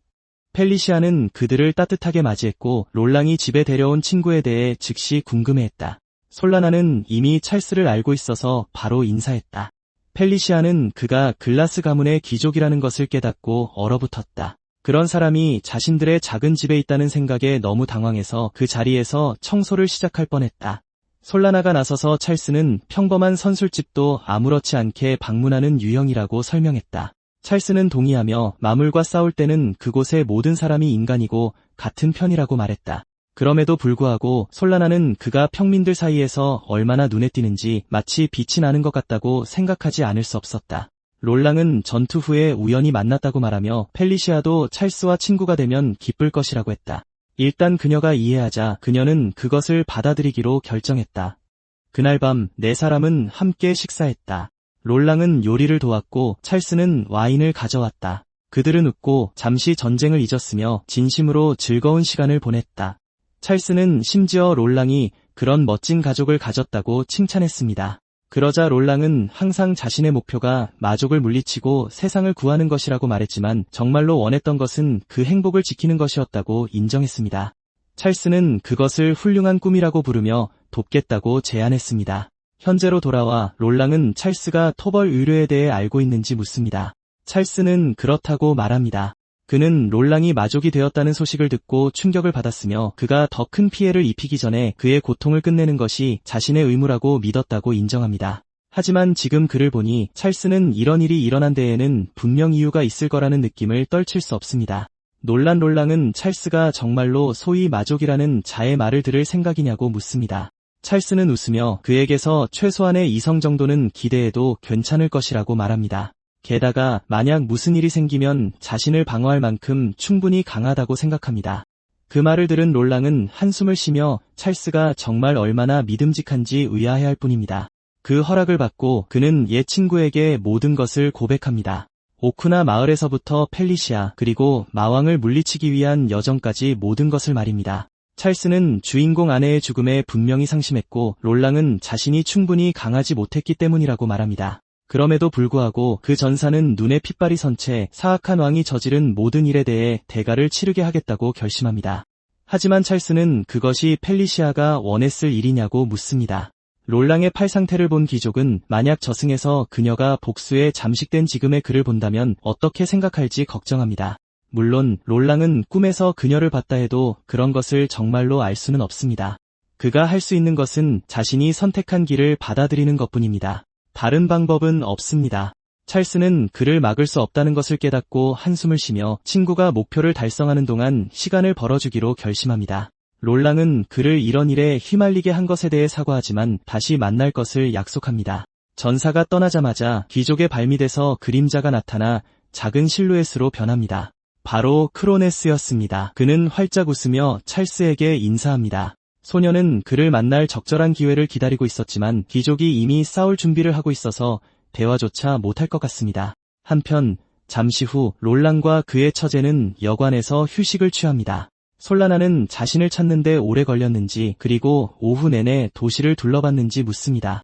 전사는 그렇다고 말하며 찰스를 우연히 만나 모든 것을 이야기했고 찰스가 우리 편인 것 같다고 설명합니다. 듣자 하니 그의 친구가 시간을 벌어 왕국 기사단이 도시를 조사하는 것을 막을 계획이라고 합니다. 길드 일에 관해서는 솔라나가 아무 문제 없이 토벌 보상을 받았습니다. 그녀는 또한 쇼핑하면서 상당한 양의 화약을 샀습니다. 그날 여성 무술가들을 위한 할인 캠페인이 있었던 모양인지 운이 좋았다고 합니다. 롤랑은 아무것도 모르는 척 그냥 맞장구를 쳐주며 길드에서 더 얻은 정보가 있는지 묻습니다. 주인공을 죽여달라는 의뢰가 이미 완료로 표시되었기 때문에 그에 대한 특별한 정보는 없었던 것 같습니다. 크로네스나 마왕에 대한 정보도 전혀 없어서 두 사람은 그들이 무엇을 하려는 건지 궁금해합니다. 처음에 솔라나는 정보가 없는 것이 자신들의 신분이 노출되지 않았다는 의미이므로 좋은 일일지도 모른다고 생각합니다. 그리고 롤랑은 적어도 크로네스가 자신을 특정해서 노리고 있으니 어차피 곧 만나게 될 것이라고 덧붙입니다. 그때까지 전사는 다른 마족들을 계속 죽일 계획입니다. 그래서 솔라나는 지도를 꺼내 특정 경로를 따라가자고 제안합니다. 트롤과나가 보스를 쓰러뜨리는 동안 검은 갑옷을 입은 마족도 추적해야 합니다. 표시된 길을 이용하면 릴리와 다른 사람들이 있는 카레키 마을에 들러 지난번에 받은 도움에 보답할 수 있습니다. 모든 것이 결정되자 솔라나는 기력을 회복해야 하니 좀 쉬어야 한다고 말합니다. 롤랑이 잠자리에 눕자 솔라나는 한밤중에 일어나 죽은 언니의 팔에게 말을 걸려고 합니다. 그녀는 자신이 과연 펠리시아가 그랬던 것처럼 주인공을 지지할 수 있을지 묻습니다. 과거에 자매는 모험가가 되는 것과 그것이 얼마나 위험한지에 대해 다툰 적이 있습니다. 솔라나는 항상 너무 의존적이라고 느꼈기 때문에 그렇게 하고 싶었고 멈춰있는 것보다 움직이는 것이 낫다고 생각했습니다. 그 모든 말을 들은 언니는 솔라나가 스스로 결정한 것이라면 아마 그게 최선일 거라고 이해합니다. 게다가 펠리시아는 솔라나에게 롤랑 곁에 머물며 그를 돌봐달라고 부탁하고 싶어 했습니다. 그 대가로 펠리시아는 집에서 기다리며 그가 임무를 마쳤을 때 쉴 수 있는 공간을 만들 수 있었습니다. 그들 셋은 가족처럼 함께 살 수 있었을 것입니다. 하지만 마을이 공격받은 그날 이후로 주인공은 끊임없는 전투 속에 있었습니다. 그리고 이제 펠리시아가 더 이상 없으니 솔라나는 자신이 그 전사가 위안을 찾을 수 있는 곳이 되어야 한다고 믿습니다. 만약 그가 복수심에 사로잡혀 무너지면 상황은 더 악화될 것이고 그것은 솔라나가 언니의 역할을 채우지 못했기 때문일 것입니다. 다음 날 그녀는 롤랑에게 크고 활기찬 목소리로 좋은 아침이라고 인사합니다. 그는 인사를 받고 잘 잤냐고 묻습니다. 그리고 두 사람은 도시를 떠나 길을 따라 몬스터와 마족을 물리치면서 릴리와 다른 사람들이 있는 카레키로 향합니다. 일이 너무 잘 풀리고 있습니다. 솔라나는 심지어 평온함을 느낍니다. 그때 롤랑이 어떤 기척을 느끼고 처제에게 멈추라고 말합니다. 냄새로 그는 그것이 무엇인지 알 수 있습니다. 근처에 시체들이 있습니다. 사람들이 식물 몬스터라고 부르는 것으로 덩굴로 공격한 다음 시체에서 꽃을 피워 양분을 빼앗는 놈입니다. 길드에 보고가 없었다면 최근에 나타난 것이 틀림없습니다. 퍼지기 전에 쓸어버리는 게 낫습니다. 그들은 경로를 벗어나 땅에 작은 반짝임이 점점이 박혀있는 숲속 깊이 들어갑니다. 사방에 꽃이 피어 있습니다. 아름답지만 어딘가 잘못됐습니다. 롤랑이 다가가 근처 나무를 주먹으로 치자 나무 꼭대기에서 여러 구의 시체가 떨어집니다. 그 광경이 너무나 끔찍해서 그들은 너무 늦은 건 아닌지 걱정합니다. 그때 솔라나가 그것을 봅니다. 매달린 시체들 사이에 릴리의 엄마가 있습니다. 그들이 얼어붙어 있는 동안 롤랑은 너무 늦게 깨닫습니다. 이 짓을 한 꽃이 공격해 오고 있다는 것을. 그는 솔라나에게 일단 그 소녀의 엄마는 내버려 두라고 말합니다. 중요한 것은 몬스터를 죽이는 것입니다. 롤랑은 흡수파를 사용해 덩굴을 잡고 기력을 빨아들이지만 곧 더 많은 똑같이 생긴 생물들이 그들을 둘러싸고 있다는 것을 알아차립니다. 속지마, 롤랑이 경고합니다. 전부 다 같은 개체야. 솔라나가 대답하려는데 옆에서 기습 공격이 날아옵니다. 롤랑이 간신히 막아냅니다. 솔라나는 그것이 독액이라는 것을 깨닫고 기겁합니다. 롤랑은 그것을 받아 되던지려 하지만 식물은 자신의 독에 다치지 않습니다. 그래서 그는 전술을 바꿔 덩굴을 통해 불꽃을 흘려보냅니다. 불은 빠르게 번집니다. 솔라나는 깨닫습니다. 만약 모두 하나로 연결되어 있다면 눈 깜짝할 사이에 쓸어버릴 수 있습니다. 그 생물은 롤랑의 팔에서 폭발하는 독성 탄환을 뱉어내며 방어를 다지지만 롤랑은 멈추지 않습니다. 불길이 치솟아 경로에 있는 모든 것을 삼켜버립니다. 모든 것이 끝나자 롤랑은 돌아서서 솔라나가 릴리의 엄마를 확인하는 것을 봅니다. 그녀를 풀어주었지만 너무 많은 시간이 흘렀습니다. 솔라나는 너무 늦었다며 자신을 탓하며 우는 것밖에 할 수 없습니다. 롤랑조차 그녀가 여기 밖에 있었는지 이해할 수 없습니다. 그때 솔라나는 시신 옆에서 무언가를 발견합니다. 바로 편지입니다. 그것이 릴리의 엄마를 숲으로 오게 한 것이었습니다. 쪽지에는 와달라고 적혀 있었습니다. 누군가 릴리의 안전에 대해 이야기하고 싶어 했고 롤랑의 이름으로 서명되어 있었습니다. 롤랑은 싸늘해집니다. 솔라나는 어떻게 그게 가능한지 누가 그런 짓을 했는지 도무지 이해할 수 없습니다. 롤랑도 모릅니다. 그는 그저 그렇게 잔인한 짓을 한 자를 용서하지 않을 것임을 알 뿐입니다. 어쨌든 그들은 카레키에 가야 합니다. 다음은 마을 사람들이 될 수 있습니다. 그들은 서둘러 들어가고 처음에 솔라나는 적어도 지금은 안전해 보인다고 생각합니다. 그들은 릴리의 집으로 향하지만 롤랑은 즉시 무언가 잘못되었음을 느낍니다. 한 남자가 그들에게 소리치며 어떻게 다시 돌아올 뻔뻔함이 있냐고 따집니다. 그러자 더 많은 마을 사람들이 몰려와 그들을 마족의 스파이라고 비난하며 릴리의 엄마를 어디로 데려갔는지 대라고 요구합니다. 솔라나는 무슨 일이 일어나고 있는지조차 모른다고 설명하려고 합니다. 한 노인이 그녀의 말을 자릅니다. 이건 모두 롤랑의 잘못이며 증거는 그의 오른팔이라고. 롤랑은 그들이 붕대 아래에 숨기고 있던 것을 알아챘다는 것에 놀라지만 이제는 부인할 수 없습니다. 아무도 믿어주지 않는다면 릴리를 한 번 본 후에 영원히 떠나겠다고 그는 말합니다. 그것은 마을 사람들을 더욱 화나게 할 뿐입니다. 그들은 스파이들이 그녀에게 무슨 짓을 해서 세뇌시켰다고 확신합니다. 결국 릴리는 마을에 있지도 않고 모두가 그녀가 어디로 갔는지 패닉에 빠져 있습니다. 그 소식은 주인공에게 큰 충격을 주지만 다른 장로들은 계속해서 방문객들을 추궁합니다. 그들은 릴리가 롤랑의 오른팔에 대해 알고 자기 엄마가 사라진 후에도 여전히 그들을 변호하며 마족들을 보호하려 애썼다는 것을 알고 있었습니다. 다른 사람들은 그녀가 정신이 나갔다고 생각하기 시작했습니다. 솔라나는 모두에게 진정하라고 말했습니다. 그녀는 그들이 무엇을 증명하려 하는지 이해하지 못했습니다. 그 여자가 사라진 것에 책임이 없으며 절대로 그녀의 마음을 조종하지 않았습니다. 하지만 장로는 얼음 마법사가 말했던 것처럼 그들이 악의 근원이라고 계속 소리쳤습니다. 마을 사람들은 롤랑의 팔과 다른 것들에 대해 알아냈습니다. 솔라나와 그녀의 형부가 얼음 마법사가 찰스라는 것을 깨닫는 데는 오래 걸리지 않았습니다. 비록 둘 다 믿고 싶지 않았지만 말입니다. 그리고 그 귀족이 한 말에 따르면 그들이 그녀에게 편지를 보냈기 때문에 전사가 릴리 어머니의 실종에 책임이 있다는 것이었습니다. 그 남자는 처음부터 두 방문객이 의심스러웠다고 생각했으며 그들이 마을에 들어오는 것을 막지 못한 것을 후회한다고 인정했습니다. 게다가 그들은 주인공이 돌아올 경우를 대비해 얼음 마법사에게서 무언가를 받았습니다. 마을 사람 중 한 명이 그 선물을 잡고 사용하자 거대한 빗줄기가 발사되어 하늘에서 폭발했습니다. 그것은 왕국 기사단을 위한 신호였습니다. 마족이 나타났다. 솔라나는 그들이 처한 엉망인 상황이 싫었지만 시간을 낭비할 수는 없었습니다. 그녀는 형부가 도망치는 동안 릴리는 자신이 맞겠다고 말했습니다. 몇몇 마을 사람들이 그가 달려나가는 것을 보고 긴장했지만 장로는 쫓지 말라고 했습니다.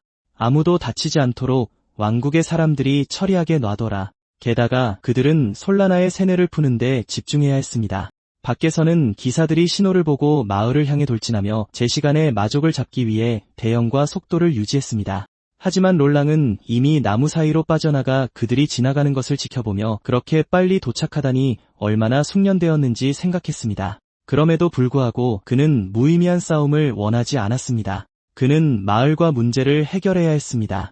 찰스는 결코 그를 배신하지 않을 것이므로 다른 누군가가 그들에게 이 혐의를 뒤집어 씌우고 있는 것이 틀림없었습니다. 롤랑은 옛 친구를 찾아 해결 방법을 알아내기 위해 달려나갔습니다. 한편 마을 사람들은 솔라나를 동굴로 끌고 갔는데 아마도 릴리를 안전하게 지키고 있는 곳이었을 겁니다. 그것은 갈라지는 길이 있는 거대한 곳이었습니다. 그들이 그녀를 우리에 던져 넣기 전에 그녀를 작은 개울로 끌고 가 손을 높이 묶고 얼음처럼 차가운 물을 끼얹었습니다. 그들은 그녀에게 말을 강요하려 했지만 그녀는 형부가 괴물로 변했다는 것을 인정하기를 거부했습니다. 장로는 마침내 그녀를 우리에 가두라고 명령하고 신문을 계속할 것이라고 말했습니다. 누군가 그녀가 절대 마음을 바꾸지 않으면 어떻게 할 것인지 물었습니다. 장로는 유감이지만 그녀를 처형해야 할 것이라고 말했습니다. 솔라나뿐만 아니라 릴리도. 그들은 그녀가 머리를 식히고 제정신으로 돌아오기를 바라며 그녀를 가두었습니다. 흠뻑 젖어 떨면서 솔라나는 익숙한 목소리를 듣고 몸을 웅크렸습니다. 옆 부리에 갇힌 릴리가 일이 이렇게 된 것에 속상해하고 있었습니다. 솔라나는 얼굴이 환해지며 그녀를 구하러 왔다고 말했습니다. 릴리는 다치지는 않았고 단지 어둠이 무서웠을 뿐입니다. 안도감이 솔라나를 덮쳤고 그녀는 그들을 어떻게 꺼낼지 궁리하기 시작했습니다. 그때 릴리가 엄마를 봤는지 물었습니다. 온 마을이 방문객들이 모든 문제의 배후에 있는 나쁜 사람들이라고 말해서 릴리는 걱정하고 있었습니다. 솔라나는 그게 사실이 아니며 그들은 그녀를 위해 거기에 있다고 약속했습니다. 릴리는 안심한 듯 보였고 비록 편지를 받았지만 그것은 낯선 사람에게서 온 것이 틀림없다고 말했습니다. 그녀는 엄마가 그것을 읽고 롤랑에게서 온 것이 아니라고 말했던 것을 기억했습니다. 그녀의 어머니는 걱정을 숨기고 릴리에게 집에 있으라고 말하며 중요한 일을 처리하러 가야 한다고 했습니다. 그녀는 릴리를 껴안고 얌전히 거기서 기다리라고 당부하며 낯선 사람을 따라가지 말라고 경고했습니다. 그 말을 듣고 솔라나는 그녀의 엄마가 그것이 함정이라는 것을 알고 있었다고 확신했습니다. 그럼에도 불구하고 그녀는 직접 릴리를 보호하기로 선택하고 집을 나섰습니다. 비록 그것이 그녀를 불안하게 만들지만 무술가는 그들이 나가자마자 릴리의 엄마를 찾겠다고 약속합니다. 솔라나는 지금 진실을 말하는 것은 너무 가혹하다는 것을 압니다. 우선 탈출부터. 경비병들은 하루에 3번만 음식을 가져오므로 다음 방문 전까지 시간이 있습니다. 솔라나는 숨겨둔 칼을 꺼내 릴리의 팔에 묶인 밧줄을 자릅니다. 손목이 풀리면 아껴뒀던 머리핀으로 감방 자물쇠를 딸 것입니다. 릴리는 감탄하며 듣습니다. 그때 두 사람 다 발소리에 얼어붙습니다. 한 무리가 오고 있습니다. 장로가 기사 몇 명을 이끌고 우리 쪽으로 오고 있습니다. 한 병사가 소녀들을 쳐다보며 그들이 마족 롤랑의 추종자들이라고 말합니다. 그는 세뇌가 풀리고 있는 징후가 있는지 묻습니다. 장로는 아니라고 말합니다. 아무래도 동굴의 차가운 물조차 효과가 없었던 것 같습니다. 기사가 쏘아붙입니다. 미지근하다고 그는 강물 얘기를 하는 게 아닙니다. 그는 민간인들의 태도를 말하는 겁니다. 소름 끼치게 마족 추종자들을 다룰 때는 항상 한 걸음 더 나아가야 한다고 그는 말합니다. 한편 롤랑은 숲을 수색하다가 절벽에 이르러 찾고 있던 사람을 발견합니다. 예전에 팀이 갈라졌을 때 두 사람은 이런 곳에서 달빛을 보곤 했습니다. 롤랑은 찰스가 여기 있을 거라고 생각했습니다. 그는 마을에서 일어난 일을 그에게 말합니다. 누군가 그들에게 죄를 뒤집어 씌우려 하고 있습니다. 우리는 협력해서 진짜 적을 찾고 마을 사람들에게 모든 것을 설명해야 합니다. 찰스는 힘을 모으기 시작합니다. 그는 롤랑이 어떻게 배신당하지 않을 거라고 생각할 만큼 어리석을 수 있는지 묻습니다. 그는 처음부터 롤랑을 증오했다고 말합니다. 그저 숨기고 있었을 뿐입니다. 롤랑은 혼란스러워하며 쳐다봅니다. 그는 그들이 동료라고 생각했습니다. 찰스는 아닙니다. 그는 지금까지 거짓말을 해왔다고 말한 뒤 얼음 파편을 연달아 발사합니다. 그는 우리가 다른 사람의 이익을 위해 도구처럼 이용당하는 세상에 태어났으며 그것이 최선의 삶의 방식이라고 말합니다. 롤랑은 검술을 잃었을지 모르지만 여전히 자신을 방어할 만큼 강합니다. 찰스는 그것을 인정합니다. 롤랑 덕분에 결과를 쉽게 얻을 수 있었기에 애초에 가까이 지냈던 겁니다. 롤랑에게는 아무것도 이해가 되지 않습니다. 그는 그들의 미소를 기억합니다. 찰스가 그의 고향에 머물렀던 그 밤까지도. 찰스는 펠리시아가 정말 아름다운 여성이었기 때문에 그 부분은 진짜였다고 말합니다. 롤랑은 싸늘해집니다. 찰스는 말을 멈추지 않았다. 그는 롤랑의 소꿉친구인 펠리시아에게 반했고 두 사람이 사랑하는 모습을 보며 그녀를 빼앗을 생각까지 했다. 하지만 멍청한 롤랑은 언제나 마물에게 달려들기만 했다. 찰스는 그가 조만간 죽을 것이고 그러면 자신이 펠리시아를 차지할 것이라고 생각했다.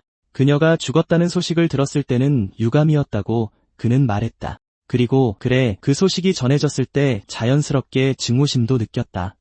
롤랑은 그래서 마을에 거짓말을 퍼뜨려 자신의 평판을 망가뜨렸냐고 묻는다.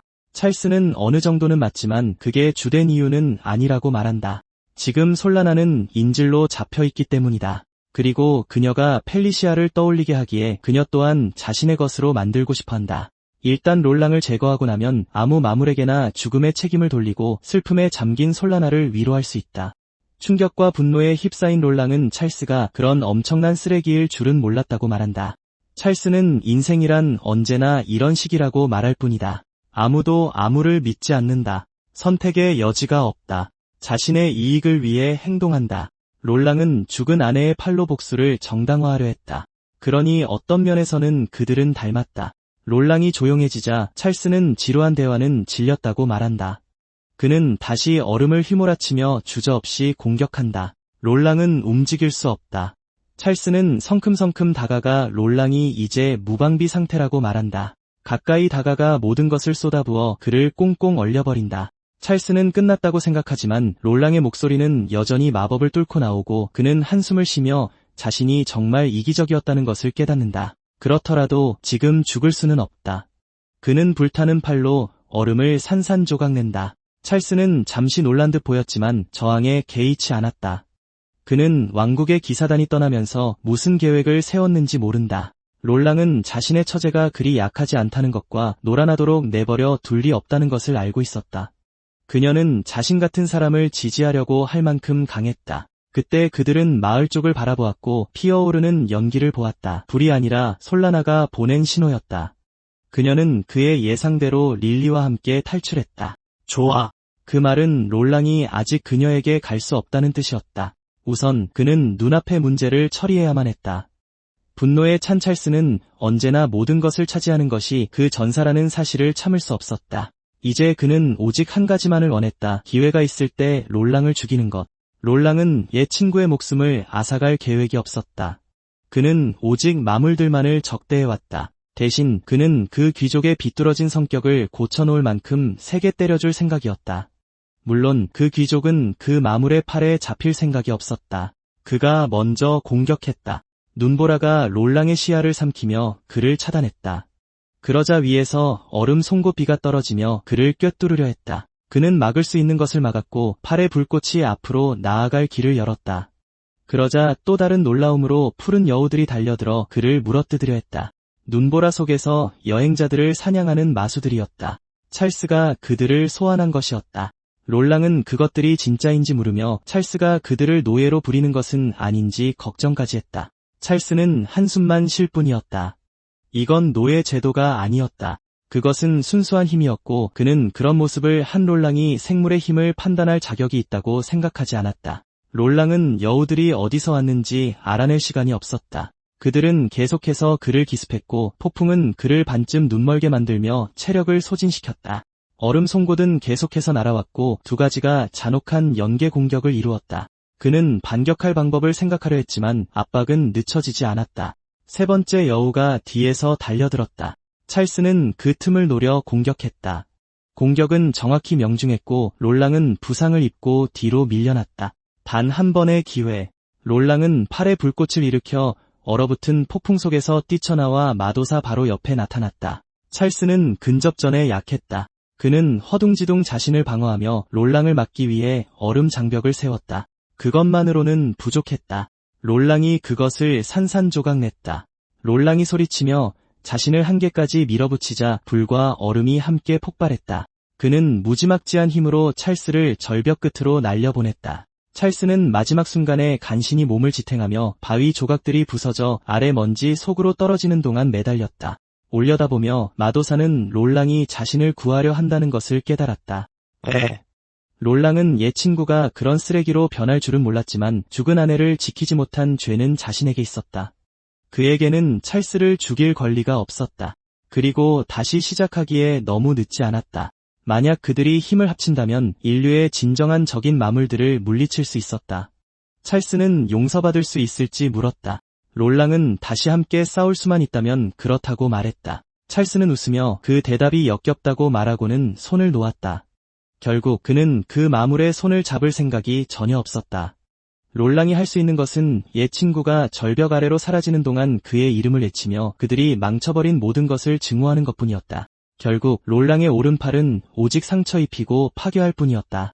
그는 과연 누군가를 구할 수 있을지 계속해서 의문을 품었다.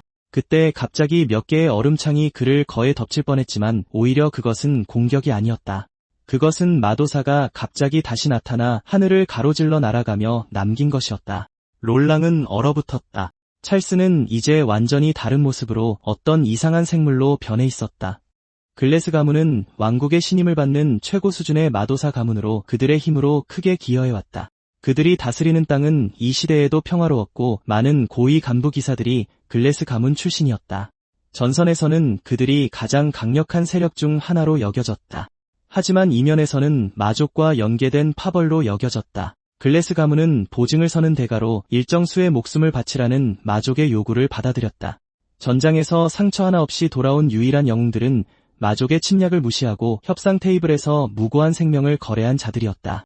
찰스는 그 속에서 태어났고 세계 평화를 위해 고난을 견뎌야 한다는 것은 한심한 거짓말이라고 결론 내렸다. 마물과 싸우는 것은 어리석었다. 싸워야 한다면 다른 종족이 아닌 괴물과 싸워야 했다. 그러나 편리하게 살면서 지위와 권력에서 얻을 수 있는 모든 것을 짜내는 것이 더 나았다. 그렇게 찰스는 살아남았다. 그래서 정반대의 삶을 살면서도 결국 펠리시아를 죽게 만든 롤랑에 대해 들었을 때 찰스는 한 가지 감정을 느꼈다. 바로 증오였다. 알트레드에서 찰스는 크로네를 만났다. 크로네는 그가 마물에게 굴복한 버릇없는 아이일지라도 좋은 마도사라고 불렀다.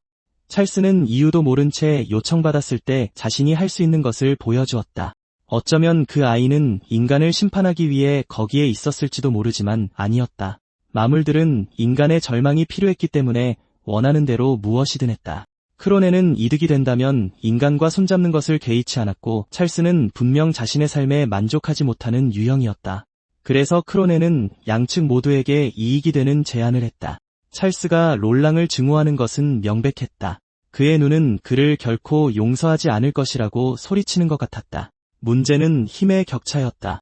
찰스에게는 그런 전사를 죽일 만한 결정타가 없었기에 크로네는 그에게 선물을 주기로 했다. 그렇게 찰스는 정신을 유지한 채 생물로 변신하는 능력을 얻었다.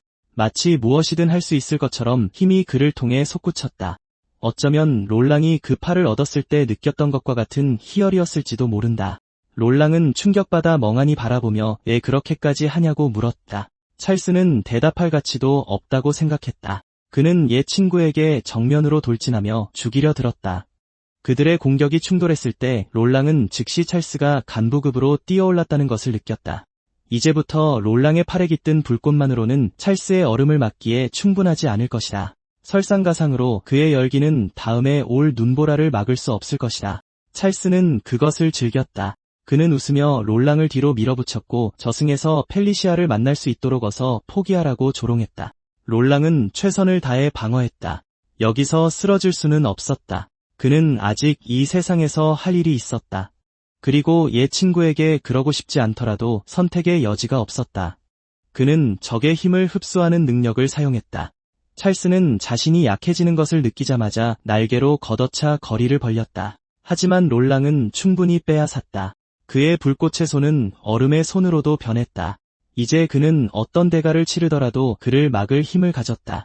멀리서 지켜보던 크로네는 주인공의 숨겨진 수를 알아채고 웃었다. 그런 계획을 가진 인간들은 언제나 괴롭히기 가장 재미있었다. 그렇다면 특별한 등장을 할 때가 된 것 같다. 한편 찰스는 펠리시아의 팔이 그런 역겨운 능력을 가졌다는 것이 솔직히 우습다고 생각했다. 어쩌면 그녀는 내내 좌절했고 그것이 그녀의 숨겨진 힘이었을지도 모른다. 어느 쪽이든 그는 그것에 질 생각이 없었다. 누녀우가 다시 그에게 달려들자 롤랑은 그것을 잡아 으스러뜨렸다. 그의 팔은 기본적으로 절대 영도에 도달했기 때문에 그런 마수들조차 꽁꽁 얼어붙었다. 찰스는 더 많은 것을 만들어 파도처럼 보냈고 롤랑은 차례로 그것들을 쓸어버렸다. 그러고 나서 그들은 주먹을 주고받았다. 롤랑은 그때 메리도고의 불꽃에서 대부분의 열을 빼앗았던 것을 기억했지만 얼음에는 한계가 있었다. 온도는 이미 내려간 것보다 더 낮아질 수 없었다. 찰스는 그것에 대해 그를 조롱했다. 그의 냉기는 특별할 것이 없었고 롤랑이 여전히 복수를 원한다는 사실은 그가 처음부터 그 희망에 매달려 있었다는 것을 증명할 뿐이었다. 롤랑은 공격을 받을수록 더 많이 느꼈다. 그의 맨손 격투 실력은 향상되었지만 결국 그는 땅에 쓰러졌고 어떻게 그 마도사를 이겨야 할지조차 확신할 수 없었다. 그러자 찰스는 혼란스러워하며 이것이 마음에 들지 않는다고 말했다. 지금조차도 롤랑은 여전히 자신이 그를 막을 수 있다는 어리석은 생각에 사로잡혀 있었다. 일단 그 마물의 힘을 사용하면 정상으로 돌아갈 수 없었기 때문에 롤랑의 목표는 결코 이루어질 수 없었다. 그 순간 롤랑은 한숨을 쉬었다. 어차피 솔라나는 결코 그를 사랑하지 않을 것이다. 상관없었지만 그는 언제든지 그녀를 얼음 조각으로 만들어 원할 때마다 감상할 수 있었다. 좌절한 그는 그들이 서로를 이해하는 것이 정말 그렇게 불가능한지 물었다. 마도사는 동의했다. 롤랑이 글래스 가문에서 태어난 순간부터 운명이었다.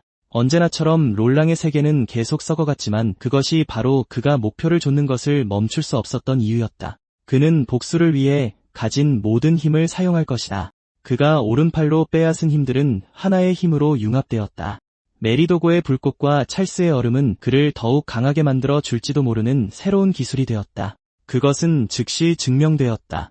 롤랑은 주먹을 날려 상대를 너무 빨리 쓰러뜨려서 마도사는 무슨 일이 일어났는지조차 깨닫지 못했다.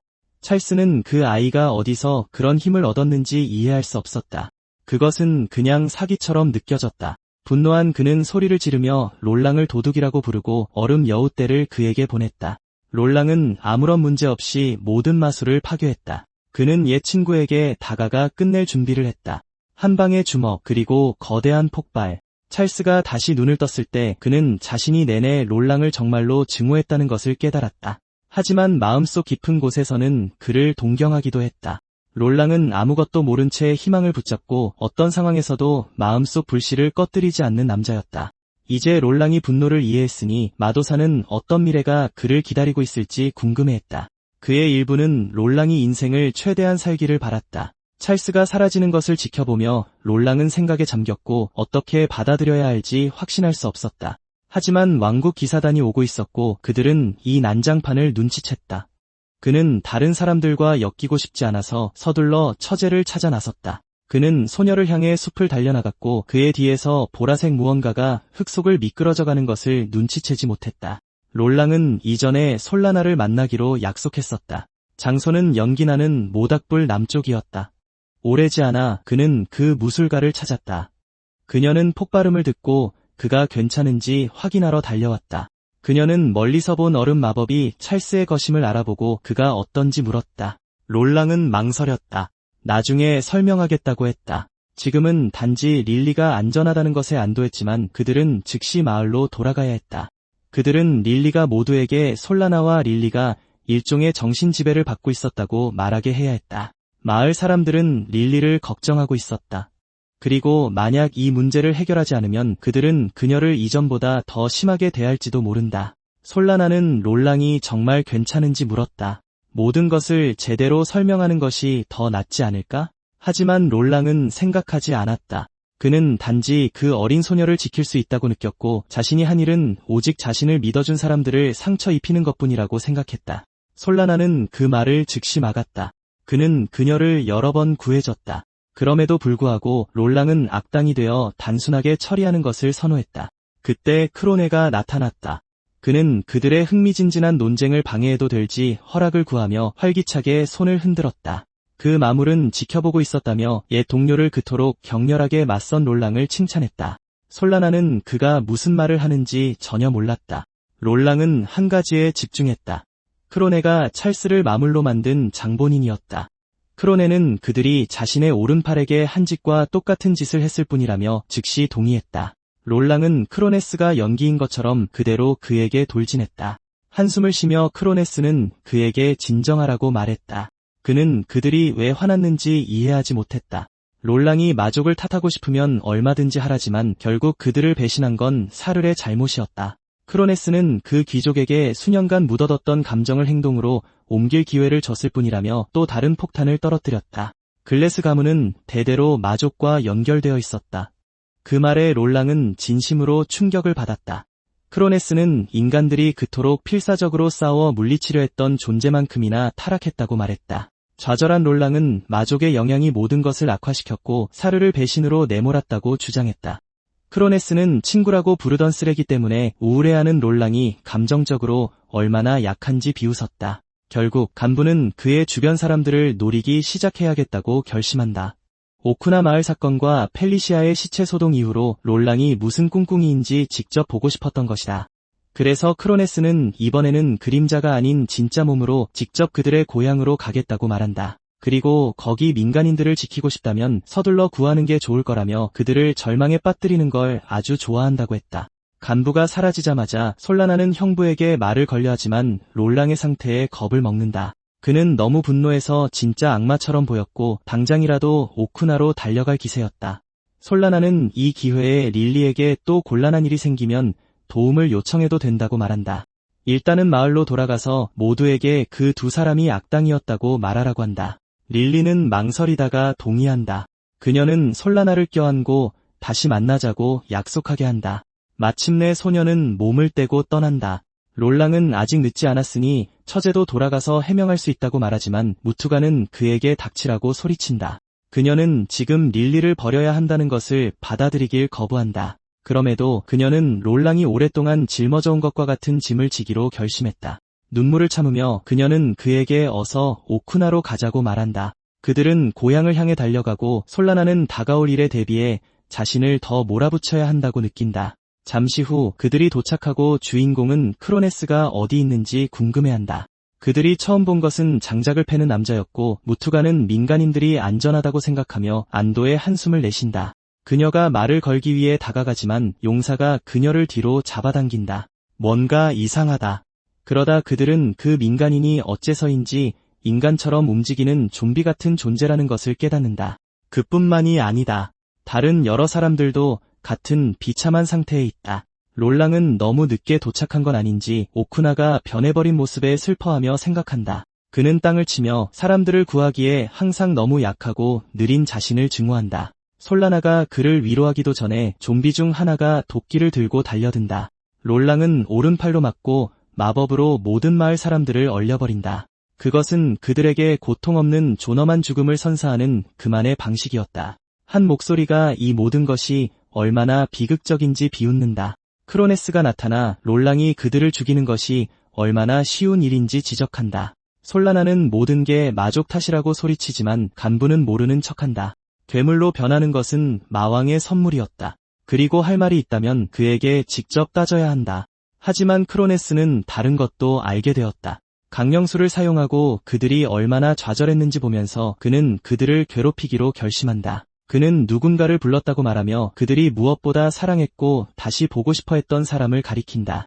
솔라나는 크로네스가 펠리시아의 시체를 뒤집어 쓴 괴물을 다시 데려와 그들의 면전에서 비웃었다는 것을 깨닫는 순간 울기 시작한다. 말없이 주인공은 앞으로 나아가며 이렇게 화가 난 건 오랜만이라고 말한다. 그 순간 그는 무슨 수를 써서라도 저 마족 꼬마를 죽여야겠다는 생각뿐이다. 크로네스는 그가 정말로 사랑하는 사람의 목숨을 2번이나 빼앗을 배짱이 있는지 묻는다. 그때 솔라나가 앞으로 나서며 형부를 대신해 그와 함께 짐을 짊어지기로 결심한다. 그녀는 롤랑이 자신의 언니를 죽이게 놔둘 수 없기에 이번에는 그 고통을 나누겠다고 한다. 그런 결심으로 무투가는 용사에게 간부를 맡으라고 하고 자신은 펠리시아를 맡겠다고 한다. 처음에 주인공은 그렇게 힘든 일을 그녀에게 맡기는 것을 걱정하지만 그녀는 물러서지 않는다. 아까 그녀의 고통스러운 표정을 기억하며 롤랑은 그녀에게 너무 무리하지 말라고만 부탁한다. 그는 크로네스를 물리치는 데 집중하고 그 후에 그녀와 합류할 것이다. 간부는 그것에 전혀 개의치 않으며 펠리시아의 몸이 자신의 동생을 공격하게 만든다. 비록 두렵지만 솔라나는 스스로에게 할 수 있다고 다짐한다. 그녀는 주먹을 날리기 위해 움직이지만 언니의 행복한 미소를 떠올리자 망설이며 상대의 팔에 약한 타격을 가한다. 크로네스는 그녀를 비웃는데 특히 형부의 짐을 짊어지겠다는 그 진심 어린 연설 후에 더욱 그랬다. 말하는 와중에도 간부는 롤랑의 공격을 쉽게 피한다. 그는 강령술사라서 근접전은 정말 그의 전문이 아니다. 그래도 한 번쯤은 괜찮다고 생각한다. 싸움이 길어지면서 솔라나는 자신이 받은 비판이 타당하다는 것을 깨닫는다. 그녀는 더 큰 결심이 필요하다. 특히 형부가 혼자서 얼마나 고통받았는지 알면서 그냥 하기 싫다고 말할 수는 없다. 그녀는 그가 어깨에 그 고통을 짊어지고 있는 것을 보면서 항상 알고 있었다. 함께 여행하면서도 그녀가 무슨 말을 하든 롤랑은 마음의 문을 닫고 자신의 감정에 대해 말하기를 거부했다. 아내를 직접 죽인 상처가 너무 깊었다. 이제 솔라나는 자신의 언니를 물리침으로써 그를 도울 수 있는 유일한 사람이라고 믿는다. 그렇게 하면 그를 도울 수 있고 나란히 살아갈 수 있으며 어쩌면 그가 다시 진심으로 웃게 만들 수 있을지도 모른다. 그런 결심으로 그녀는 펠리시아의 몸에 강력한 주먹을 날린다. 그 괴물은 이상한 보라색 구체 중 하나를 그녀에게 똑바로 발사하여 정통으로 맞춘다. 롤랑은 얼어붙는다. 크로네스는 이 순간을 위해 계획했던 일이 마침내 일어난 것에 감격하며 환호한다. 그는 기뻐하며 주인공에게 솔라나가 펠리시아처럼 사랑스러운 괴물이 될 것이라고 말한다. 마족은 롤랑이 특히 죽은 아내의 팔로 그녀마저 죽일 수 있을지 궁금해한다. 전 영웅의 얼굴에 떠오른 절망감은 일단 그를 만족시키기에 충분했다. 롤랑은 처제에게 달려가 제정신을 유지하라고 애원한다. 그녀마저 잃을 수는 없지만 그는 정통으로 맞고 날아간다.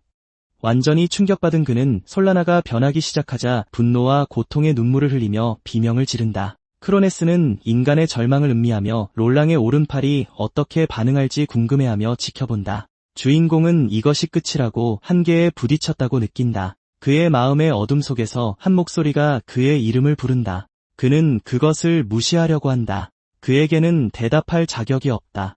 펠리시아뿐만 아니라 이제 솔라마저 마족화에 휩쓸려 버렸다. 하루하루 사람들이 쓰러져가고 이제 용사는 아무도 구할 수 없다고 생각한다. 환상인 줄 알면서도 죽은 연인의 목소리에서 이안을 찾는 그 같은 자는 그런 관심을 받을 자격이 없다. 하지만 그 목소리는 소리쳐 그를 어둠 속에서 끌어내 억지로 보게 만든다. 멍하니 롤랑은 펠리시아의 얼굴을 쳐다본다. 그녀는 그에게 할 중요한 말이 있다고 한다. 소녀는 자신이 바로 그 사람, 그가 솔라나의 언니이자 그의 아내라고 생각했던 펠리시아라고 말한다. 롤랑은 무릎을 꿇고 그녀의 허리를 껴안으며 울면서 용서를 구한다. 그녀는 자신이 그에게 그토록 큰 고통을 안겨준 후에도 그가 그들의 약속을 지키려 얼마나 애썼는지 보며 그저 한숨을 쉰다. 그래도 그녀는 절망하지 않았고 그가 자신의 오른팔을 쓰는 것도 개의치 않았다고 말한다. 펠리시아는 자신 같은 평범한 마을 소녀가 그를 도울 수 있다는 것만으로도 행복했다. 롤랑은 자신이 얻은 능력은 다른 사람의 것을 훔치는 것밖에 할 수 없어서 끔찍하다고 쏘아붙인다. 하지만 그녀는 자신이 이 세상에서 그의 새로운 힘이 되었다는 것이 놀랍다고 말한다. 게다가 그 힘 자체는 훔치는 것이 아니었고 그 폭로에 롤랑은 충격을 받는다. 그것은 세상을 구할 수 있는 능력이었다. 펠리시아는 더 이야기하고 싶었지만 시간이 얼마 남지 않았다. 그녀는 그에게 그들이 공유하는 힘을 조금 더 믿어달라고 부탁한다. 그들이 함께라면 솔라나도 구할 수 있다. 그녀의 손을 잡고 롤랑은 동의하고 그는 죽은 아내의 희망이 그의 마음에 자리 잡는 것을 느낀다. 현실 세계로 돌아와 그는 자신의 오른팔을 보며 이제부터 그것을 믿기로 결심한다. 크로네스는 롤랑이 전 무투가를 공격할 때 이 일이 어떻게 끝날지 간절히 지켜본다. 이번에 롤랑은 펠리시아의 팔을 사용해 처제의 몸에서 저주를 훔쳐내 그녀를 구하기로 결심한다. 그들의 힘이 충돌하여 폭발로 이어진다. 간부는 밝은 빛으로부터 눈을 가린다. 놀랍게도 롤랑은 정말로 솔라나의 변신을 멈춘다. 그의 오른팔이 다시 변하며 이전보다 훨씬 더 강해져 돌아온다. 완전히 혼란스러워진 크로네스는 그녀가 왜 아직도 인간인지 알기를 요구한다. 자신이 만든 비극이 너무 쉽게 무효화된 것에 격분하여 그는 방금 본 것을 무시하고 그들에게 더 많은 저주받은 구체를 발사한다. 다시 롤랑은 오른팔로 맞고 사악한 힘을 흡수한다. 격분한 크로네스는 계속해서 공격한다. 그는 전 영웅을 처음 만난 이후로 이 순간을 기다려왔다. 그조차도 저주를 무효화하는 능력이 이 세상에 존재하기에는 너무 사기적이라고 생각한다. 롤랑은 그가 완전히 잘못 알고 있다고 말한다. 펠리시아의 능력은 다른 사람에게 친절을 베풀고 그들의 고통을 대신 짊어지는 것이었다. 사람들의 몸을 뒤트는 그 흉측한 변신은 롤랑이 크로네스를 물리치고 나면 영원히 끝낼 계획이다. 그는 접근하여 크로네스의 얼굴에 깨끗한 주먹을 날려 그를 날려버린다.